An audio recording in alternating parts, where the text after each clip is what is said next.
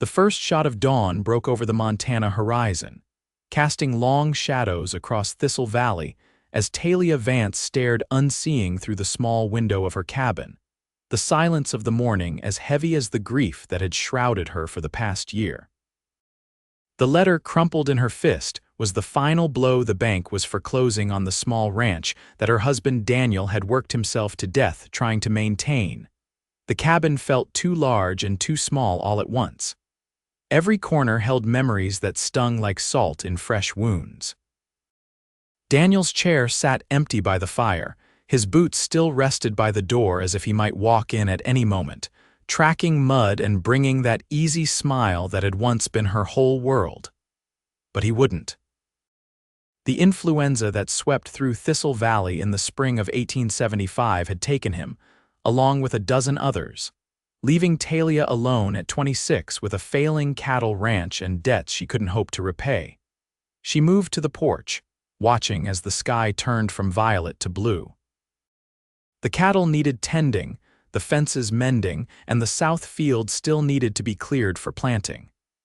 Daniel had always handled those things while she managed the household and their small vegetable garden. Now it all fell to her, and she was drowning under the weight of it.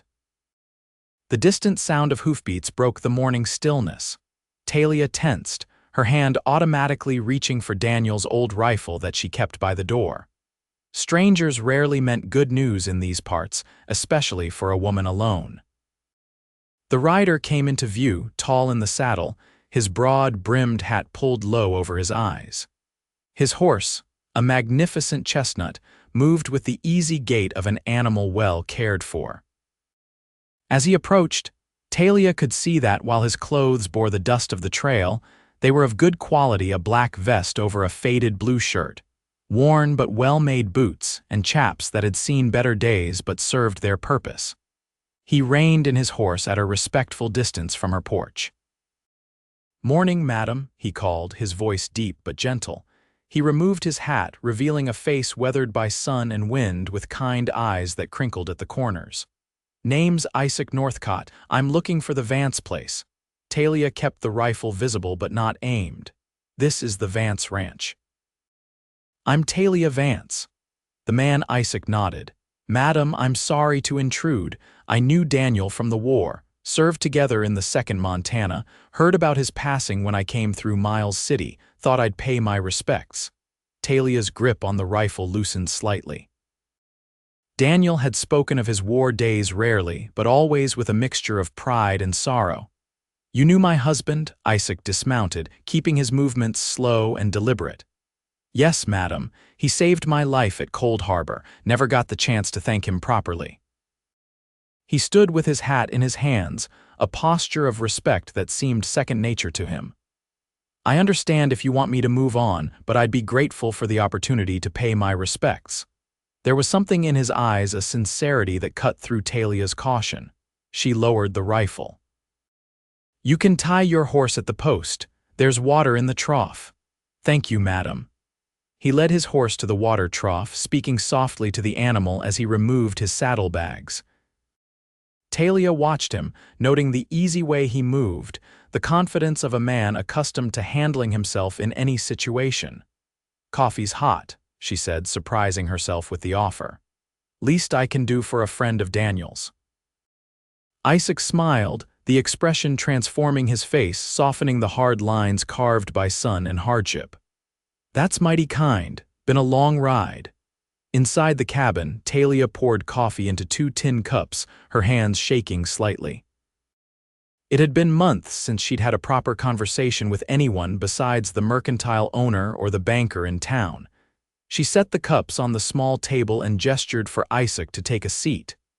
"How long did you know Daniel?" she asked, sitting across from him. 4 years during the war, and we kept in touch after. Last letter I got from him was about 2 years back." Isaac cradled the cup in his large hands.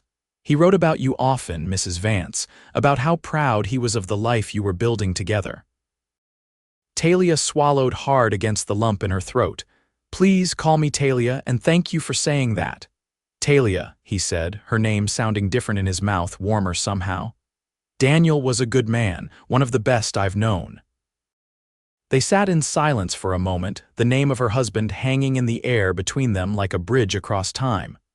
So, what brings you to Montana, Mr. Northcott, besides paying respects to an old friend? Isaac, please. He took a sip of coffee. I've been working cattle drives up from Texas for the past few years. Saved enough to think about settling down, maybe starting my own spread. His eyes met hers. And truth be told, I wanted to see if Daniel's widow needed any help. He'd have done the same for mine. Talia's pride warred with her practicality. The foreclosure notice sat on the side table, a death sentence for everything she and Daniel had worked for. I appreciate the thought, but your south fence is down, Isaac said gently. Saw it riding in, and your cattle are thin. Spring's always hard, but they should be picking up by now. Talia's cheeks burned. I'm managing. No doubt, he agreed easily. But every ranch needs more than one pair of hands, especially coming into summer. I'm offering mine, no strings attached, for Daniel. Talia studied him, trying to discern his true intentions. Men had come around after Daniel's death, some offering marriage with barely concealed avarice for her land, others offering help with expectations she had no intention of fulfilling. But Isaac's steady gaze held no such calculation. I can't pay you, she said finally. Room and board is all I need for now, and maybe a small share of the calves come fall if the herd does well. It was a fair offer, more than fair, and she was drowning. 1 month, she said. We'll see how it goes. Isaac nodded, a smile touching his lips again. 1 month it is, Mrs. Vance. I'll get my gear from my horse and set up in the barn if that suits you. Talia, she reminded him, and there's a bunkhouse behind the barn, small but it's got a stove and a bed. That's more than I've had many nights. He finished his coffee and stood. I'll get settled and see to that fence. Then maybe you can show me around, let me know what needs doing most. As he left, Talia remained at the table, her coffee untouched. The silence that had been her constant companion seemed different now, less oppressive, more like the pause between breaths. She wasn't sure if she'd just made a terrible mistake or found salvation, but for the first time in a year, she felt something other than grief and fear. She felt hope. True to his word, Isaac spent that first day mending the south fence. Talia watched from the doorway as he worked, his movements efficient and purposeful. By evening, he had repaired the entire stretch and moved on to checking the cattle, riding the perimeter of her small herd with a keen eye. At supper, which Talia insisted he take in the main house, he spoke of what he'd observed. Your cattle are undernourished but not diseased. That's good news. With proper care and some luck with the weather, you could have a decent herd by fall. The bank may not give me that long, Talia admitted, finally showing him the foreclosure notice. They're giving me until September to settle the debt. Isaac studied the paper, his expression thoughtful. How many head do you have now? 37, including the new calves. Daniel sold most of our herd last year when feed got scarce. Then he took ill before he could rebuild. 37 isn't nothing, Isaac said. And I saw signs of good grazing in the north pasture. If we work hard, we might be able to fatten them enough for a decent price. Talia questioned. Isaac met her eyes. I said 1 month. I mean to honor that. After that, well, we'll see where we stand. Days stretched into weeks as spring warmed into summer. Isaac proved himself invaluable, rising before dawn each day to tend to the cattle, repair fencing, and clear the south field. Talia found herself working alongside him, learning things Daniel had never taught her: how to rope a calf, how to judge a cow's health from the shine of its coat, how to mend a fence so it would withstand the Montana winter. They fell into an easy rhythm. Isaac would work the range during the day while Talia tended to her enlarged vegetable garden and the small flock of chickens she'd acquired. In the evenings, they would share supper in the main house, talking of the day's work and occasionally sharing stories of their pasts. Talia learned that Isaac had grown up in Virginia, the son of a blacksmith. He'd fought for the Union, believing deeply in the cause of freedom, which had estranged him from his family. After the war, he drifted west, working wherever he could find it, sending money home to his mother until her passing 5 years prior. Never found a place that felt like home, he admitted one evening as they sat on the porch, watching the sunset paint the mountains gold. Always figured I'd know it when I found it. Talia understood that feeling. She'd been born in Philadelphia, the daughter of a schoolteacher. Her mother had died when she was young, and her father had moved them west when she was 16, seeking a new start. He'd taken a position teaching at a small school in Helena, where Talia had met Daniel, a young rancher with dreams of building an empire in the Montana Territory. Daniel used to say that home isn't a place, she told Isaac. It's a feeling, a sense of belonging. Your husband was a wise man, Isaac said softly. His eyes, when they met hers, held an intensity that made her look away. You must miss him terribly. Every day, she admitted, but it's different now, less like a wound and more like a scar. She hadn't realized the truth of it until she spoke the words aloud. As June turned to July, Talia noticed a change in herself. She laughed more. She stood straighter. The sound of hoofbeats returning to the ranch at day's end brought a flutter of anticipation rather than dread. She found herself taking more care with her appearance, pinching color into her cheeks before supper, wearing the blue dress that brought out her eyes when they rode into town for supplies. Isaac, too, seemed to be softening. He'd arrived guarded, careful to maintain a respectful distance. Now he spoke more freely, smiled more often. His eyes would linger on her when he thought she wasn't looking, and sometimes she caught herself doing the same. One evening, as they finished the dishes together, a task Isaac had insisted on sharing despite her protests that it wasn't a man's work their hands brushed in the soapy water. A jolt of awareness passed between them, and neither pulled away for a long moment. Talia, he said, her name a whisper on his lips. She looked up at him, seeing in his eyes the same confusion and longing she felt herself. Isaac, a crash of thunder broke the moment, followed by the sudden drumming of rain on the roof. They both startled, pulling away from each other. Storm's here, Isaac said unnecessarily, his voice rough. I should check that the barn doors are secure. He left quickly, and Talia pressed her damp hands to her burning cheeks. What was happening to her? It had been barely a year since Daniel's death. Was she so fickle that her heart could turn so quickly? But as she watched Isaac through the window, securing the barn against the storm, she knew it wasn't fickleness. It was life asserting itself against grief, hope pushing through despair like spring grass through snow. The rain continued for 3 days, turning the ranch into a sea of mud. They worked together to ensure the cattle had shelter, to repair leaks in the barn roof, to dig trenches to direct the water away from the vegetable garden. By the time the sun returned, they were both exhausted but triumphant. The ranch had weathered the storm. We make a good team, Isaac said as they surveyed their work. You're stronger than you give yourself credit for, Talia Vance. I've had a good teacher, she replied, smiling up at him. The month Isaac had promised came and went without either of them mentioning his departure. August arrived, bringing with it scorching heat and the knowledge that September and the bank's deadline was fast approaching. The cattle are looking better, Isaac observed as they rode the perimeter together one morning. But I don't think they'll fetch enough to clear the debt by September. Talia sighed, pushing back a strand of hair that had escaped her bonnet. I've been thinking about that.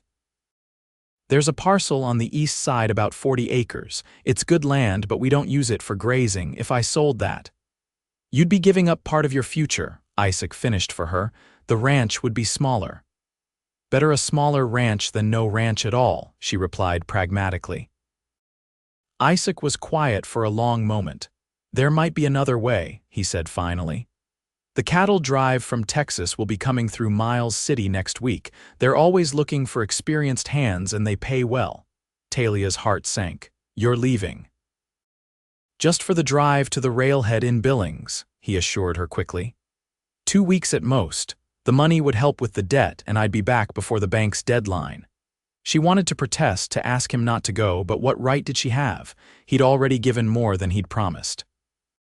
"If that's what you think is best." "It's not what I want," he said, his voice low and intense. "But it's what's needed." That night, as they sat on the porch watching the stars emerge, Talia found the courage to ask the question that had been on her mind. "Why have you stayed, Isaac?" "Your month was up weeks ago." In the soft glow of the lantern, his face was all plains and shadows. "I think you know why, Talia," her heart thundered in her chest. "I need to hear you say it." Isaac turned to face her fully. "I stayed because leaving you would be like leaving a part of myself behind. I stayed because for the first time since before the war, I feel like I'm where I'm supposed to be." He reached out slowly, giving her time to pull away, and took her hand in his. "I stayed because of you." Talia's breath caught. "Isaac, I don't know if I'm ready. Daniel would want you to be happy," he said gently. "He would want you to live, not just survive." Tears filled her eyes. "I'm afraid." "So am I," he admitted, "but I'm more afraid of never knowing what we could be together." He leaned forward, slowly enough that she could have pulled away, and brushed his lips against hers. The kiss was soft, questioning, and over almost before it began, but it left Talia breathless. "I should go," he whispered, standing. "And you should think about what you want, Talia. Not what you think you should want, but what your heart tells you." He left her sitting on the porch, her fingers touching her lips in wonder. The next morning, Isaac rode out for Miles City, promising to return as soon as the cattle drive was complete. Talia watched him go, a mixture of fear and anticipation swirling within her. The ranch seemed impossibly empty without him. She threw herself into work to fill the void, tending the garden, preserving vegetables for winter, caring for the chickens and cattle. Each night, she sat on the porch and looked to the horizon, wondering where he was, if he was safe. On the 10th day after Isaac's departure, Talia rode into town to check for mail at the post office. The streets of Thistle Valley were busier than usual, with wagons and riders coming in from outlying homesteads. "Heard there was trouble with the cattle drive," she overheard a man saying outside the mercantile. "Rustlers hit them north of Miles City. 2 men killed." Talia's heart seized in her chest. Without thinking, she urged her horse closer. "Excuse me," she called to the men. "What cattle drive was that? The one from Texas?" The older of the 2 men nodded. "Yes, madam, word came in this morning." They fought off the rustlers but lost 2 hands in the process. Rest of them continued on to Billings. "Do you know who was killed?" Talia asked, trying to keep her voice steady. "No names mentioned, madam. Sorry." Talia thanked them and continued to the post office, her mind racing with fear. There was no mail for her, but the postmaster, Mr. Reynolds, stopped her as she turned to leave. "Mrs. Vance, I nearly forgot. A telegram came for you yesterday." He reached under the counter and handed her a small envelope. Talia's hands shook as she opened it. The message was brief. "Talia stop arrived Billings safely stop returning soon stop." Isaac relief flooded through her so intensely that she had to grip the counter for support. He was alive. He was safe. He was coming home, home. The word echoed in her mind. When had the ranch become home to Isaac? And when had his presence become so essential to her own sense of belonging? The ride back to the ranch seemed interminable. As she crested the final hill and saw the cabin in the distance, a figure on horseback caught her attention.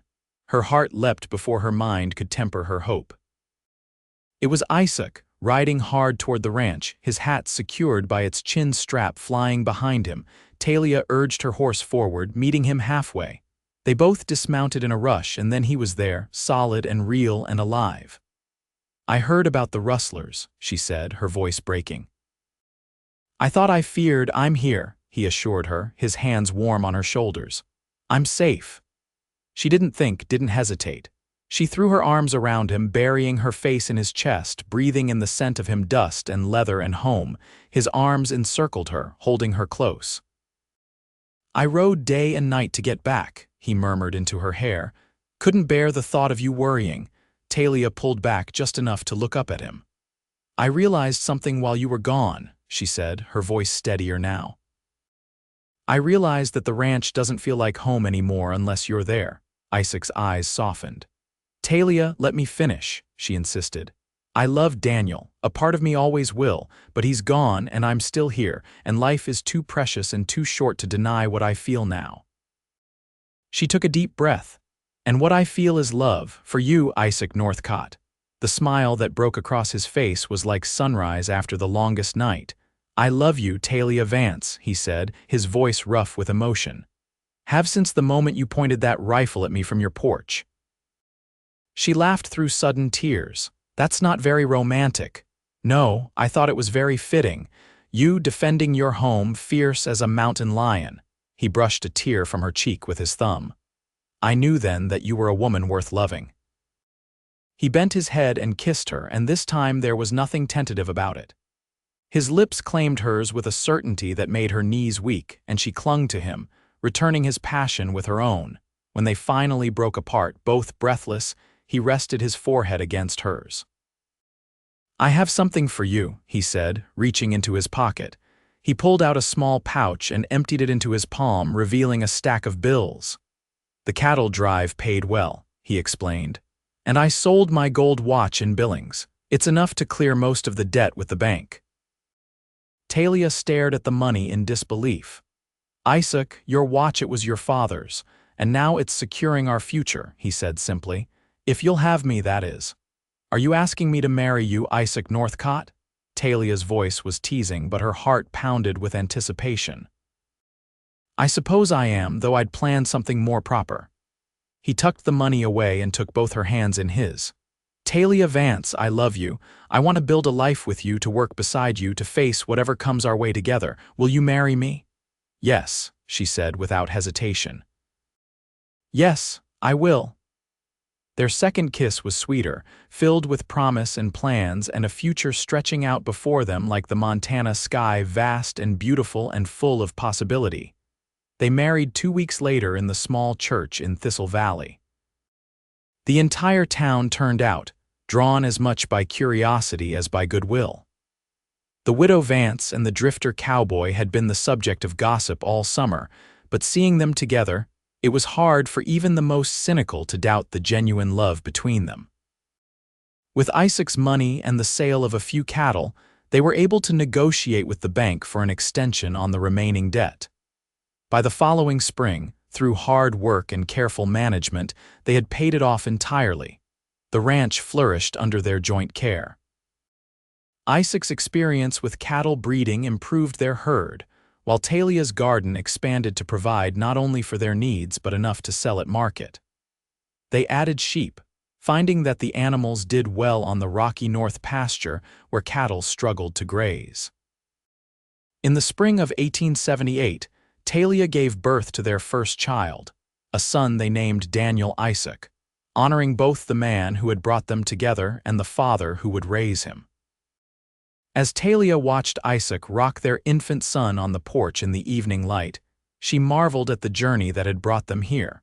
From the depths of grief and solitude, she had found not just survival but joy. The silence that had once been her only companion had been filled with laughter, with work songs, with whispered words of love in the night, and now with the soft coos of their child. What are you thinking about? Isaac asked, noticing her watchful gaze. Talia moved to sit beside him, resting her head on his shoulder as she stroked their son's downy head. I was thinking about silence, she said, and how sometimes the most important words are the ones that break it. Isaac nodded, understanding as he always did. Like when I first spoke your name. Yes, she agreed, lifting her face for his kiss. Exactly like that. The sun set over Thistle Valley, casting long shadows across the land that was their legacy now, not just hers, not just his, but theirs together. And in the gentle Montana twilight, where once a widow had sat alone in silence, a family now built their future, one word, one day, one moment at a time.